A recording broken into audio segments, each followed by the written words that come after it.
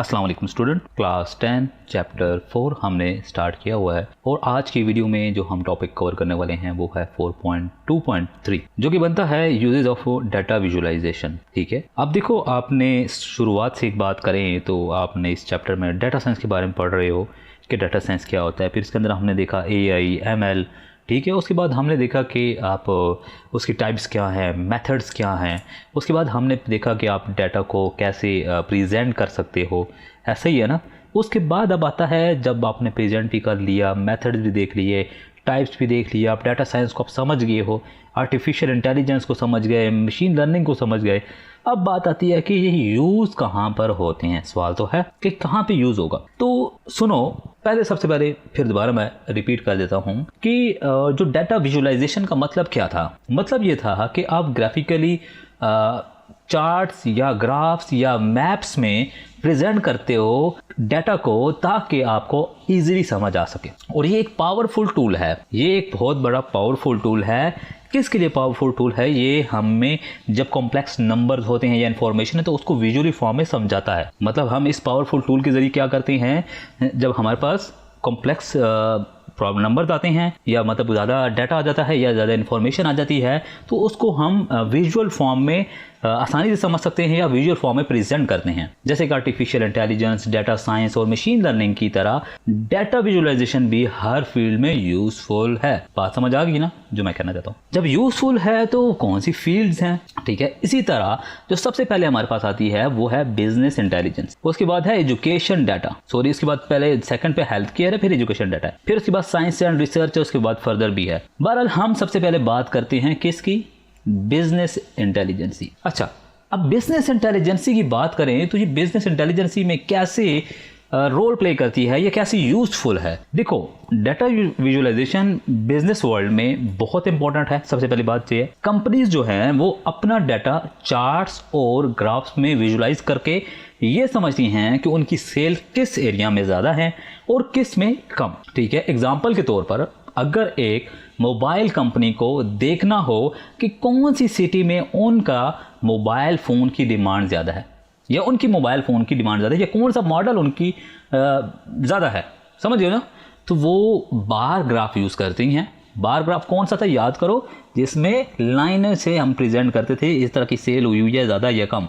याद आ रहा ना? इस तरह वो समझ सकती हैं कि किस मार्केट में और ज़्यादा इन्वेस्ट करना चाहिए या किस सिटी में हमारे और ज़्यादा दुकानें होनी चाहिए। बात समझ आ रही है? उसके बाद बात करते हैं हेल्थ केयर पे, यानी कि हेल्थ केयर में कैसे जो है विजुअल डाटा विजुअलाइजेशन हेल्पफुल है।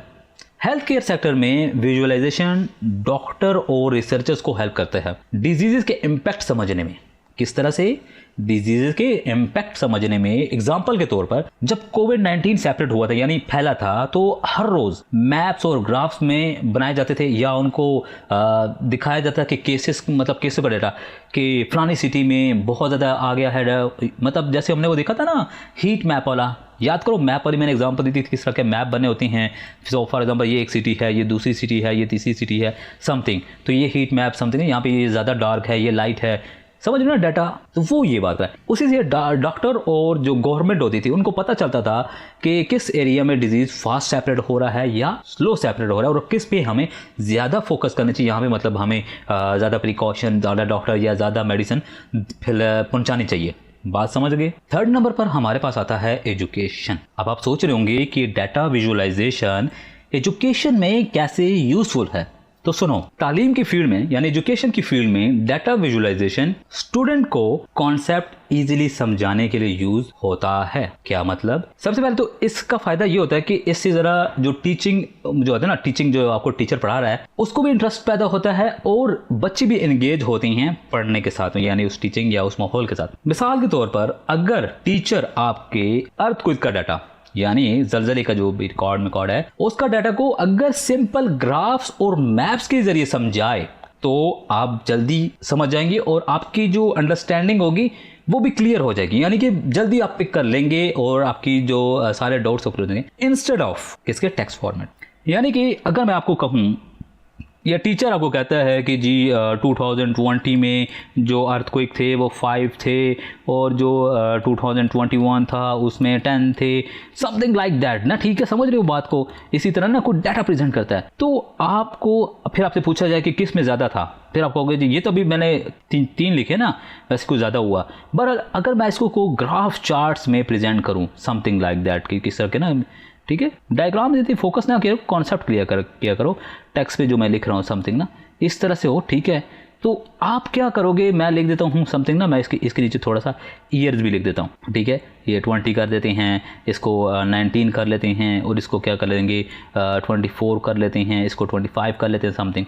तो आपको पता चल रहा है कि 20 जैसे कि हमने ये क्या लिखा था, मुझे खुद भी याद नहीं आ रहा, बहरहाल जो भी लिखा है हमने। अच्छा, इसमें क्या है, इस वाले में सबसे ज़्यादा अर्थक्वेक आए हैं एज़ कम्पेयर टू अदर्स, ठीक है, और सबसे कम किस में आए हैं 2025 में, ठीक है। ये देखो, ये आपको मेमोराइज जल्दी हो जाएगा किसके इंस्टेंट ऑफ इसी तरह। ये तो मैं एक एग्जांपल दे रहा हूँ, इसी तरह आपकी कुछ और हो सकती हैं। बायोलॉजी में अगर आपको कुछ डायग्राम के ज़रिए बताया जाए कि ये जो पार्ट है ये इसको ये कहते हैं, इसको ये कहते हैं, इसको ये कहते हैं, वो ज़्यादा पिक होता है। या एक टेक्स्ट में हो जी जो फलानी चीज़ है उसको ये कहते हैं, उसको ये कहते हैं, टेक्स्ट में वो मेमोराइज़ करना बहुत मुश्किल होता है एज़ कम्पेयर टू विजुअल चीज़ें जो होती हैं, ठीक है, बात समझ आ गई ना, ओके।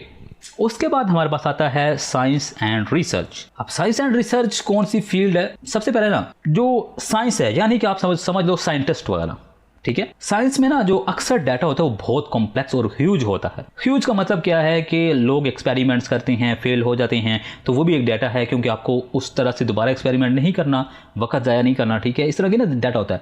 तो जो डाटा विजुअलाइजेशन है ना, साइंटिस्ट को ये डाटा समझने और इंटरप्रेट करने में हेल्प करता है। यानी कि इंटरप्रेट क्या है, मतलब को कंपेयर कर, समझ लो, कंपेयर करना, ठीक है, एक दूसरे से डाटा, ये जो पहले पुराना था उसके साथ मैच करना, ये जो पुराने रिजल्ट थे उनके साथ मैच करना, सारी चीज़ों को ना वो करता है, इंटरप्ट करता है या वो कंपेयर करता है विजुअली, ठीक है, विजुअली कंपेयर करना ये समथिंग होता है, ठीक है। और अगर हम इसकी एग्जांपल की बात करें तो जैसे कि सैटेलाइट से जो स्पेस की फोटोग्राफ्स आती हैं, यानी गूगल मैप से जो ऊपर से सैटेलाइट से लेते हैं, उनको प्रोसेस करने के लिए ना विजुअलाइजेशन टूल यूज़ किए जाते हैं। कौन से टूल यूज़ किए जाते हैं, विजुअलाइजेशन टूल यूज़ किए जाते हैं, ताकि जो रिसर्च गैलेक्सी और प्लैनेट्स को एनालाइज कर सकें। बात समझ आ रही है ना।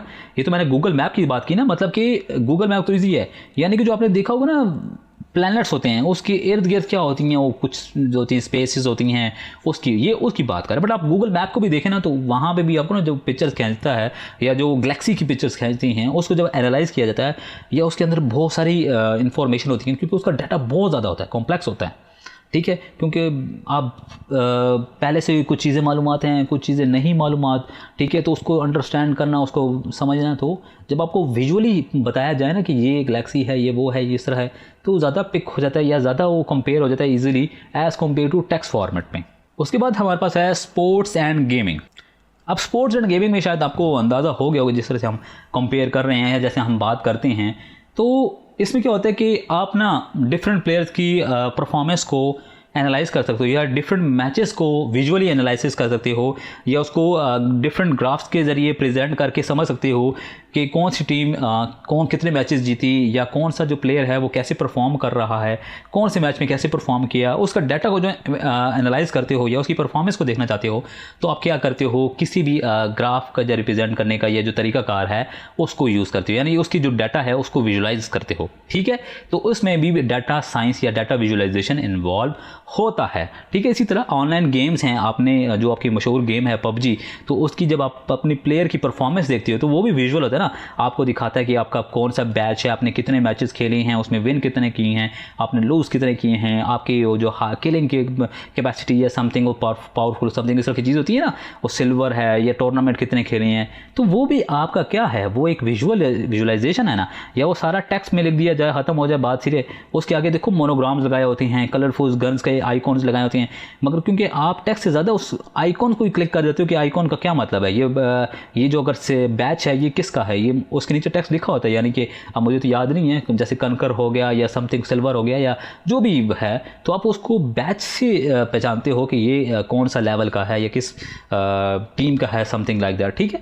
तो वो भी एक डाटा विजुअलाइजेशन है, मतलब डाटा विजुअल फॉर्मेट में दिखाया जाता है आपको। पिक्चर हो गई, मैप हो गया, ग्राफ हो गया, समथिंग कुछ भी हो सकता है। उसके बाद हमारे पास आता है फाइनेंस, यानी कि अकाउंट्स कह सकते हो, मैथ में कह सकते हो, समथिंग लाइक नंबर्स वगैरह, उसमें तो बहुत ज़्यादा इंपॉर्टेंट है, ठीक है, क्योंकि आपको हम पढ़ते आ रहे हैं जाके स्टॉक मार्केटिंग है, बिजनेस है, ये सारी किस में आती हैं, फाइनेंस में होती हैं, ठीक है। मतलब कि फाइनेंशियल आपकी ट्रांजैक्शंस इन्वॉल्व होती हैं। तो जो फाइनेंशियल सेक्टर में ना विजुअलाइजेशन मार्केट ट्रेंड इजीली समझाता है या समझ सकते हो, और आपको डिसीजन लेने में आसान होता है। जैसे कि हमने बात करते आ रहे थे कि स्टॉक मार्केट है, ठीक है, आपको शायद ना पता हो किसी लोगों को स्टॉक मार्केट की है, तो जिसमें मुख्तलिफ कंपनियाँ लिस्ट होती हैं, ठीक है, मतलब कंपनियाँ की बिजनेस होते हैं और आप उन कंपनियों में इन्वेस्ट करते हो, ठीक है, कि यार मैं इतना पैसे इसमें इन्वेस्ट करता हूँ और ये कंपनी जब प्रॉफिट करेगी तो मुझे भी प्रॉफिट मिलेगा, ठीक है। तो आप जो डिसाइड करते हो, आप ये जो इन्वेस्टमेंट का डिसीजन है, ये आप क्या करोगे, उसका जो डाटा है वो विजुअल फॉर्म में आपको दिखाया जाता है, यानी कि ग्राफ ऐसे ऊपर या डिक्रीज हो रहा होता है ना, कि कंपनी ने कितना लॉस किया या कब प्रॉफिट किया, या अभी जो कंपनी है वो स्टार्ट प्रॉफिट कर रही है, so you can invest in some like that होता है, ठीक है जी।